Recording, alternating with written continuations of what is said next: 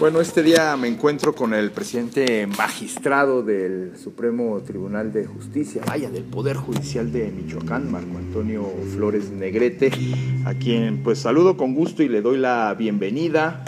El presidente magistrado tiene 1 año 2 meses ya en el encargo y bueno, pues ha sido un reto importante precisamente para lo que representa Michoacán, lo que representa también la división de poderes en Michoacán.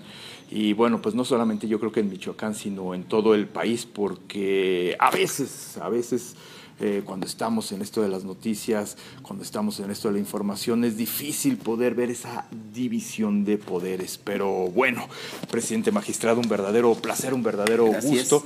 Y gracias por la invitación y estar aquí. Gracias por invitarme. Gracias. Bueno, pues yo le preguntaría de inicio, ¿cuál ha sido pues, el reto más grande al frente del Poder Judicial de Michoacán? Sin duda, la implementación del nuevo sistema de justicia penal. En sus inicios, al paso del tiempo, eso ya se ha visto rebasado por las necesidades que se requieren para hacer frente a múltiples reformas. La implementación del nuevo sistema de justicia penal contó en su momento con el apoyo de recursos federales que le permitió hacer frente a muchas cuestiones. Luego viene una reforma, hay un nuevo código familiar que le asigna nuevas obligaciones al Poder Judicial del Estado, nuevas obligaciones, y se requiere para hacer frente a las mismas dinero del cual no vino acompañado dicho nuevo código.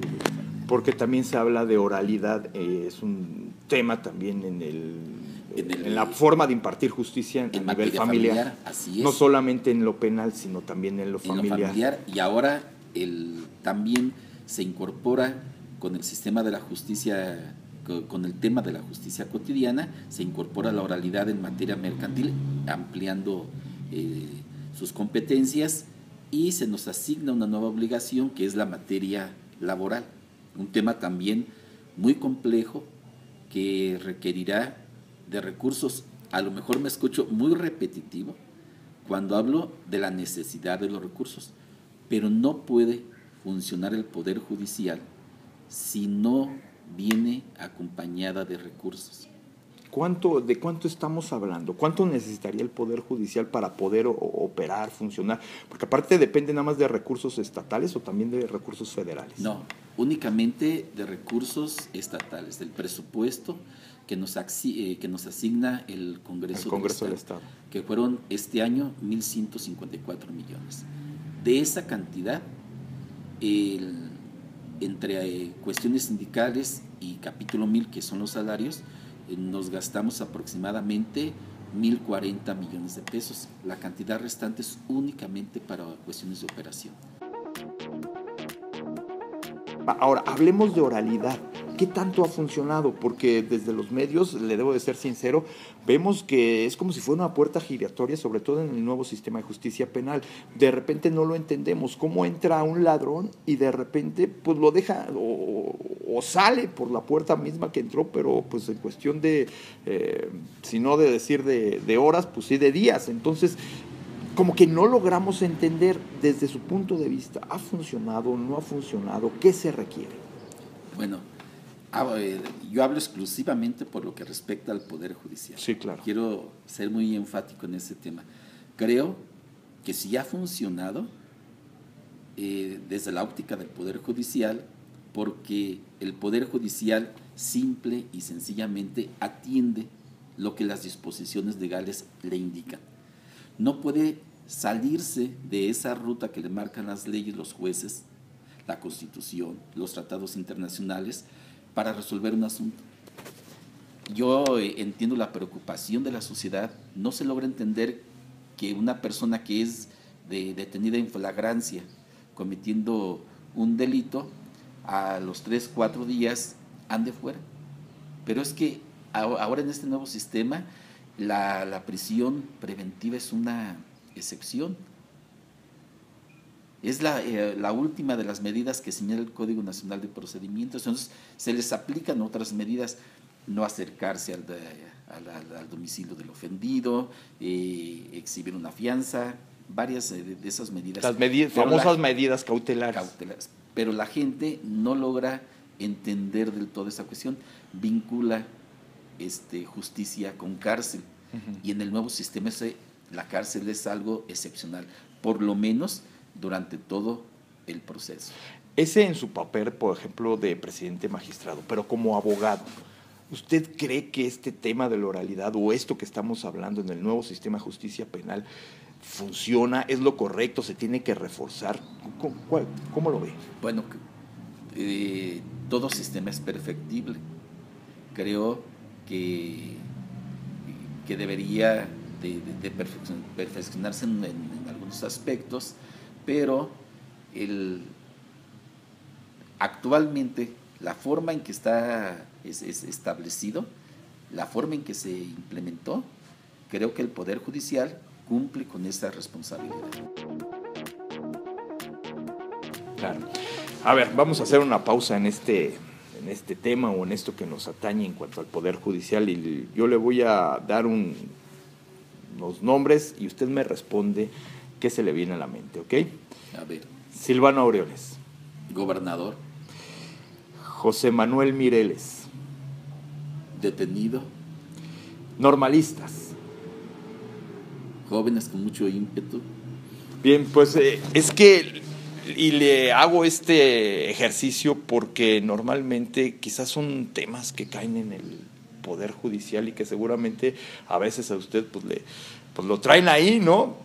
Quizá el tema de Mireles no tanto, porque sale fuera de la jurisdicción del Poder Judicial de Michoacán. Sin embargo, sí son temas de impartición de justicia. Y le hablo, por ejemplo, del gobernador Silvano Aureoles, refiriéndome a la división de poderes. ¿Existe la división de poderes? O sea, no solamente porque lo vemos en la Carta Magna, que sí existe, pero en la práctica realmente hay una división de poderes. Usted es autónomo del poder, o el Poder Judicial es autónomo del poder legislativo, del Poder Ejecutivo. ¿Realmente hay esto? Y se lo pregunto porque si vemos que desde el Poder Legislativo a ustedes les designan el presupuesto y luego vemos que medio el Poder Ejecutivo en otras ocasiones ha habido pues algún tipo de llamada para decir, oiga, pues es que ayúdenos con tal o cual tema porque es político.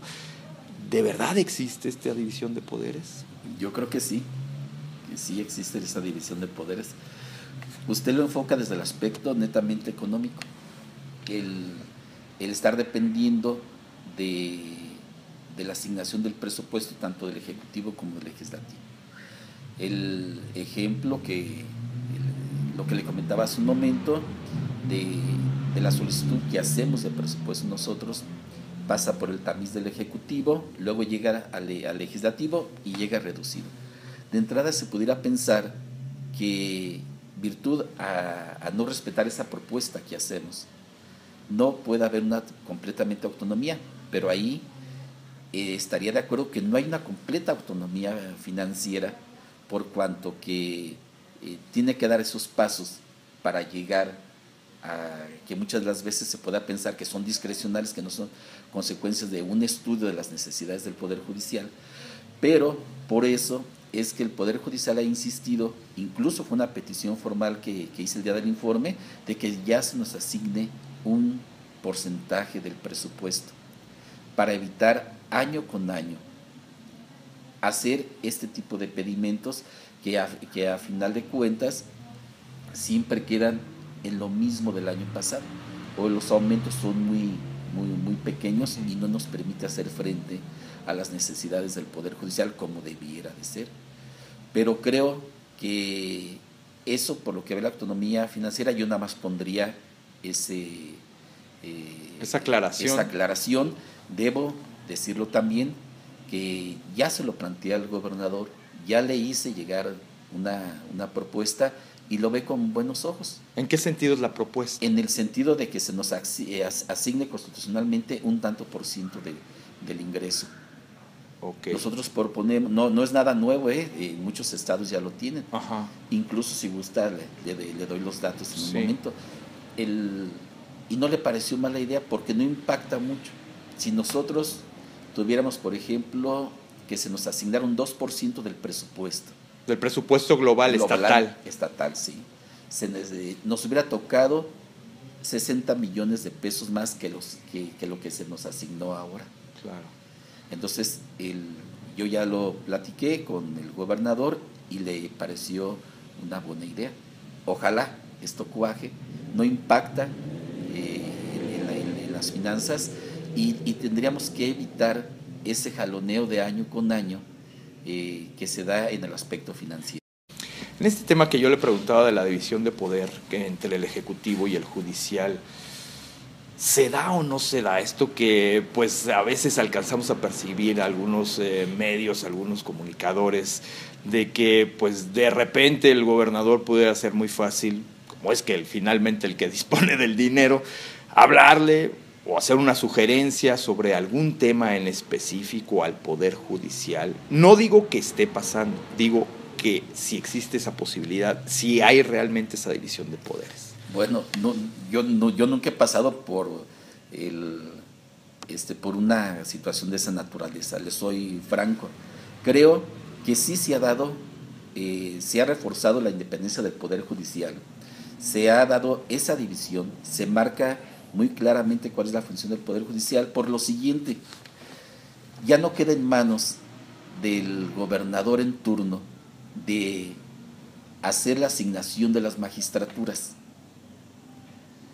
Antes del Consejo, que surge en el año 2007, todas las asignaciones que se hacían eran a propuesta del gobernador en turno. Todos los magistrados todos, que iban a renovarse. Todos, absolutamente todos, antes del 2007. La Constitución le daba esa facultad, proponía unas ternas, dichas ternas pasaban al Congreso y ahí se designaban. Uh-huh.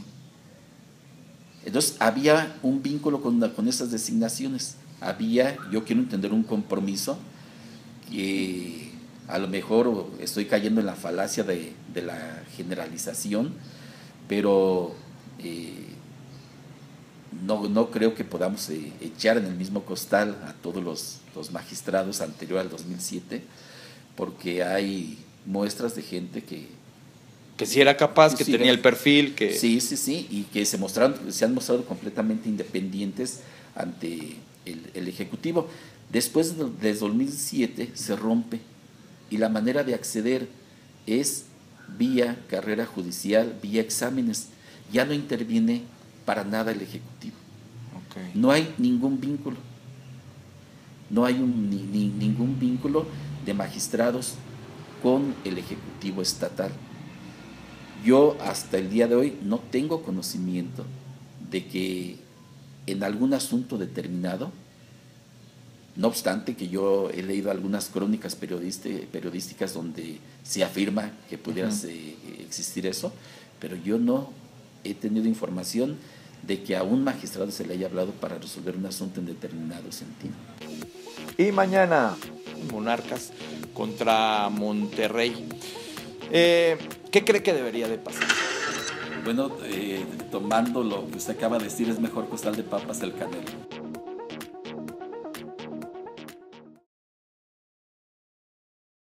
Bien, bueno, nuevamente voy a cambiar de tema, radicalmente de tema, y me gustaría pues que me dijera, por ejemplo, una canción que a usted le traiga muy buen recuerdo, una canción, su canción favorita. ¿Qué música le gusta?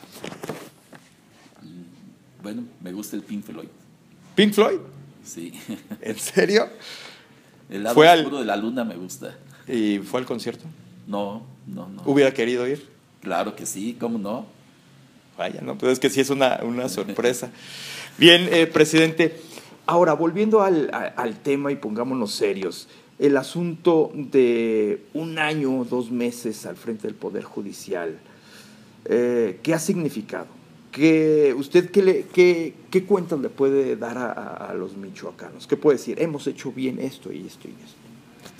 Bueno, yo creo que no podría decir yo eso a los michoacanos, sino más bien ellos tendrán que decir si lo he hecho bien o no. Sí, claro. Lo que yo hago es cumplir con responsabilidad el día al día.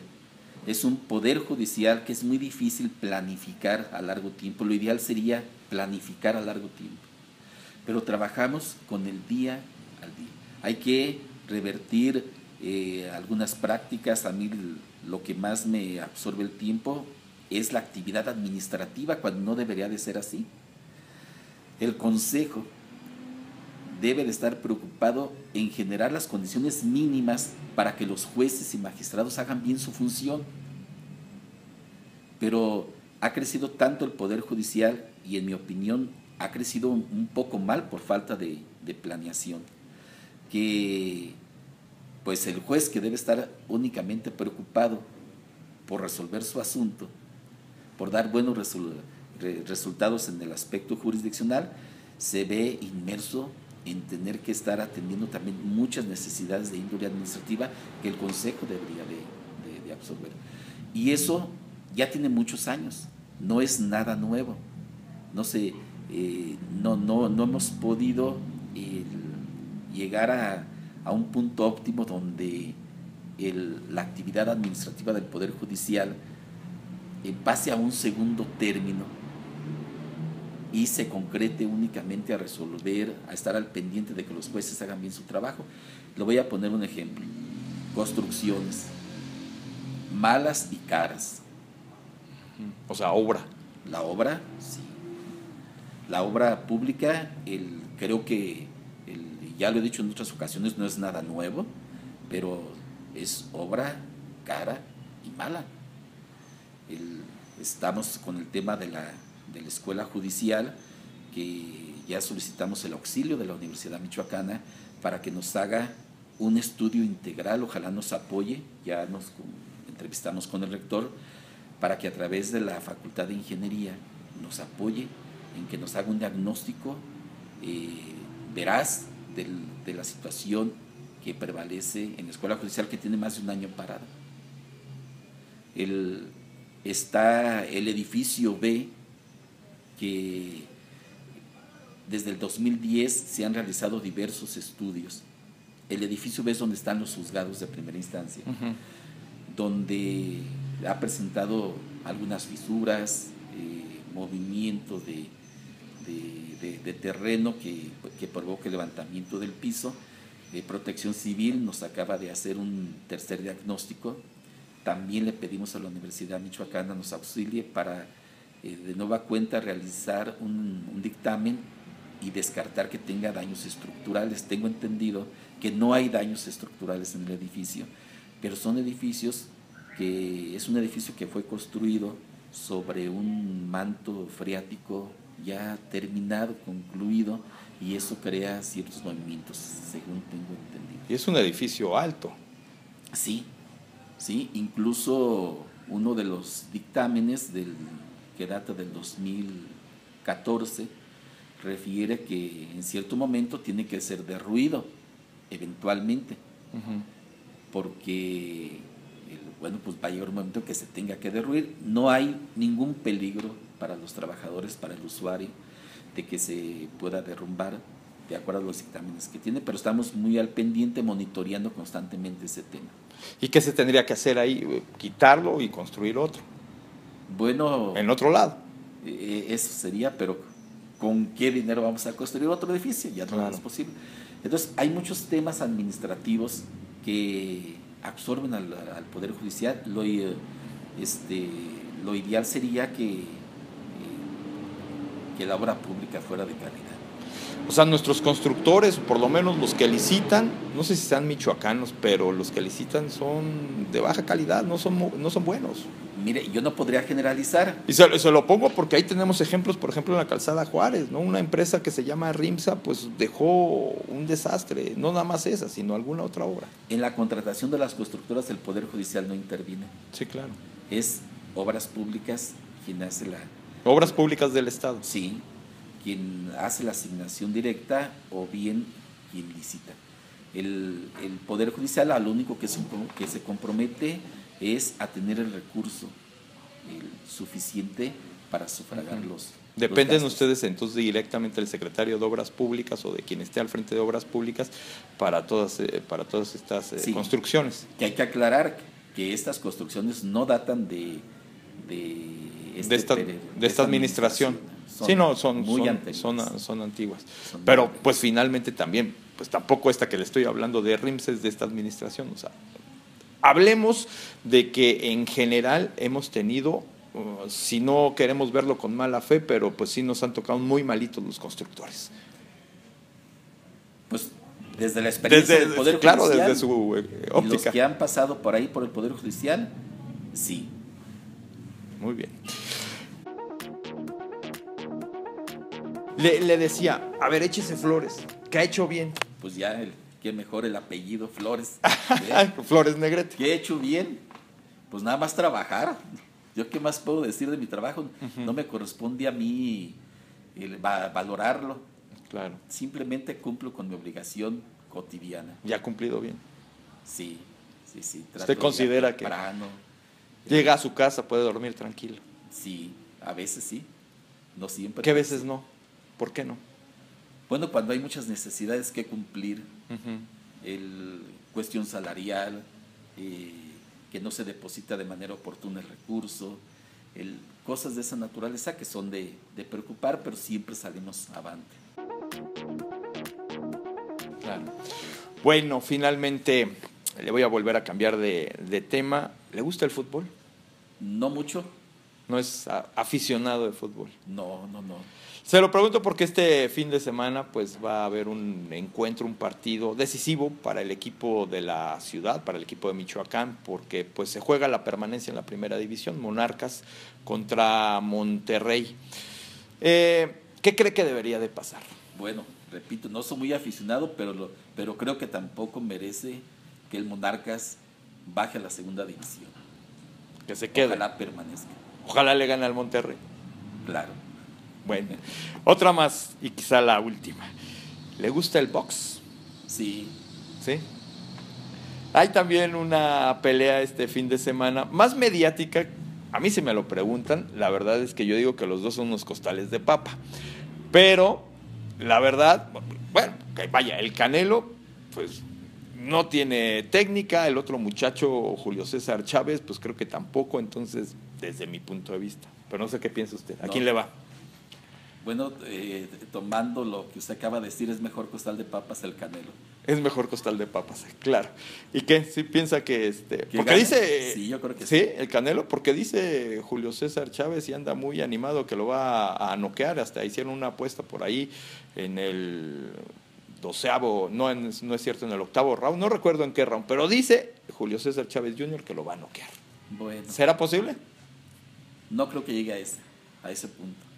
Es difícil el Canelo porque aguanta los golpes, ¿no? Y además tiene muy buena pegada. Muy bien. Finalmente, pues le agradezco y pues algo más que guste comentar. Viene un tiempo pues también complicado porque viene la época electoral. Entonces, pues si de por sí está todo politizado, pues todavía más. Algo más que nos quiera comentar. Nada más que está en puerta otro reto para el Poder Judicial, que es la justicia laboral.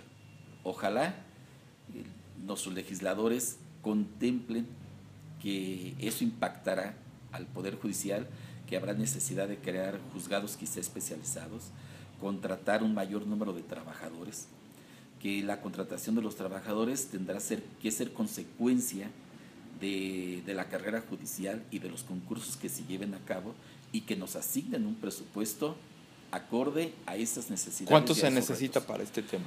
Mire, el día de ayer recibí el número del sueldo que percibe actualmente la gente que trabaja, que pertenece al Ejecutivo en las diferentes juntas. Es muy por debajo de lo que percibe la gente del Poder Judicial.